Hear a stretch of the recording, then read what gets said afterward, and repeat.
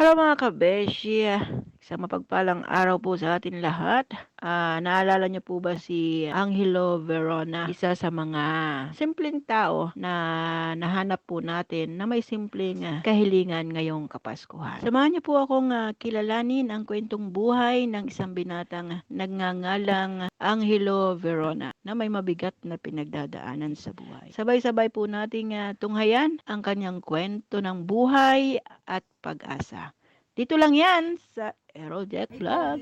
Dito pala yung pinsan ko, si Angelo. Ilang taong ka na, babe?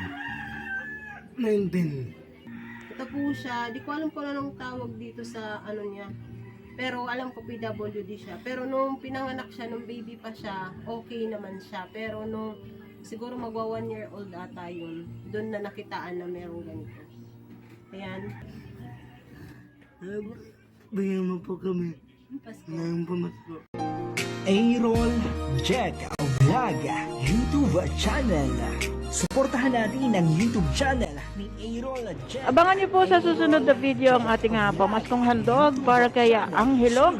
Ngayon ay samahan po natin na si Ate Kamkam na bilhin ang kanyang mga munting kahilingan. Na nahihirapan, laging tatandaan meron tayong malalapitan.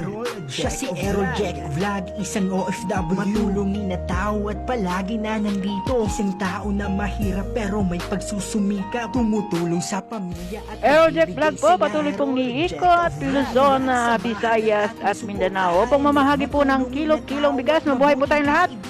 Sa simpleng Paalam. paraan naghahatid ng kasiyahan. Errol Jack Vlog, tunay nating maaasahan. Kayo ang dahilan at ang dapat natularan. Sa simpleng paraan